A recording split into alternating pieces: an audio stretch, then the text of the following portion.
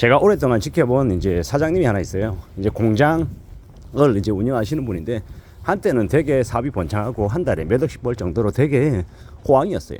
근데 지금은 이제 되게 이제 왔다 갔다 해요. 되게 상황이 안 좋아요. 근데 이제 그분의 삶을 이제 옆에서 이렇게 지켜본 저로서는 좀 이제 아쉬움이 많은 거죠.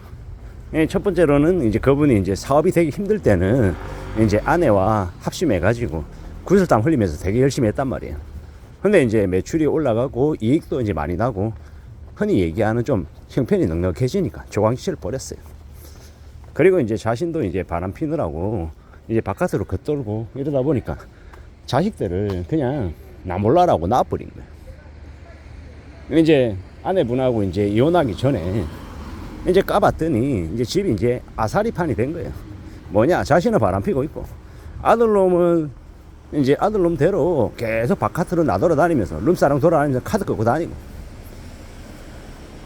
이게 이제 엉망이었던 거예요. 그러다 보니까는 매출이 항상 고공행진하고 이익이 항상 많이 날 것 같았는데 서서히 시간이 지날수록 매출은 떨어들고 이익도 곤두박질 치고, 그리고 이제 정신 차리고 보니까 한 달에 이제 카드 값으로 7천만 원씩 나가는 거예요. 뭔가 하고 봤더니 아들놈이 이제 그렇게 쓰대고 있는 거였어요. 누구의 잘못이겠습니까?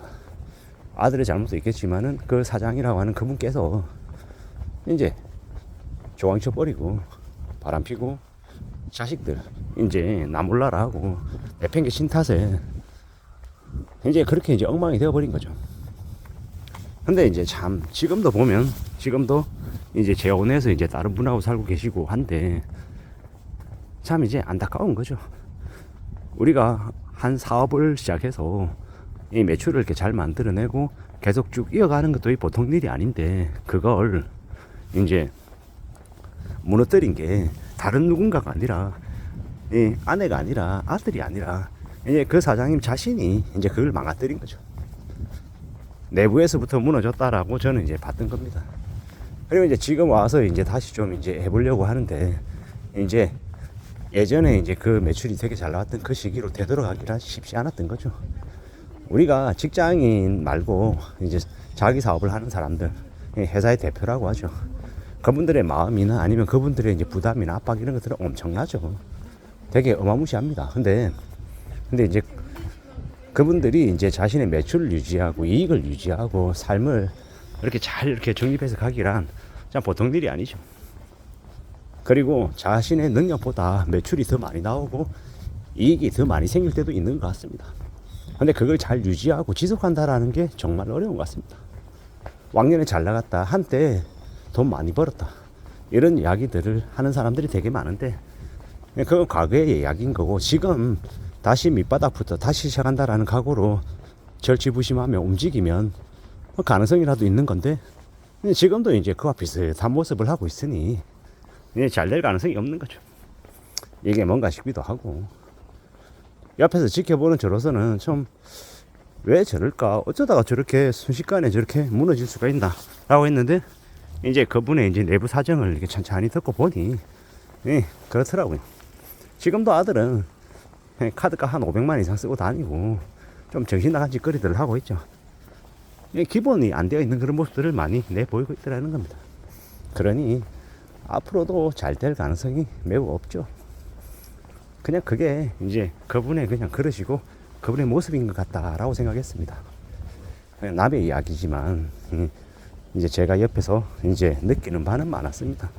힘들고 어려울 때는 조광지처이고 같이 이렇게 회사를 이끌어 나가는 이 동지와 같은 사람이었는데 형편이 좋아지고 돈 많이 버니 그냥 내팽개 쳐버리고 버려버리고, 그리고 아들놈 술 먹고 술 처먹고 싸돌아다니고 그렇게 막장짓 할 때 자신도 똑같이 그와 유사한 모습들을 해놓으니 이제 아들에게 이제 지적도 안 되고 잔소리도 안 되는 거죠. 뭐 그럼에도 불구하고 과거에는 매출도 나오고 돈도 벌었으니까 돈으로 다 많은 것들을 커버했단 말이죠. 근데 이제 돈이 이제 예전만큼 안 벌어지니까 상황이 좀 달라지더라는 겁니다. 아마도 앞으로도 이제 그분은 좀 더 잘 되는 경우는 아마 갖기 어려울 것 같습니다. 그분이 완전 머리부터 발끝까지 완전 한군 탈퇴해서 많이 바뀌든가 모두가 바뀌어야 되는데 그러지 않은 것 같은 거죠. 여전히 이제 실제 자신의 상황하고 이제 남들에게 보여지는 상황하고 자꾸 포장을 해서 이제 얘기하려고 하는 그런 모습들이 있고, 여러모로 이제 마인드가 좀 안 됐구나라는 생각이 들더라고요. 뭐 저하고도 이제 거래를 하고 얘기도 많이 나누고 했었는데 참 쉽지 않더라고요. 사람의 마음이 바뀐다라는 거, 행동이나 모습이 바뀐다라는 게 쉽지 않더라는 거. 사람은 항상 자기가 해오던 대로 계속 하려는 습성이 있는 것 같습니다. 그분도 마찬가지고 저도 마찬가지인 것 같습니다. 저는 이제 그분의 모습을 보면서 제 스스로를 이제 되돌아보고 반성할 부분들을 찾아야 되는 거죠. 제가 흥청망청거리는 게 없는지, 욕심을 부리는 게 없는지, 함부로 마음먹는 건 없는 건지, 교만한 건 없는지를 되돌아보고 이제 잘못한 부분들을 따지고 앞으로 그러지 않게끔 좀 제 자신을 좀 혼내야 되는 거죠. 누구나 다 각자 자신만의 그릇이 있는 것 같습니다. 살아가는 과정, 삶의 모습, 태도, 여러 가지들이 있는 것 같습니다.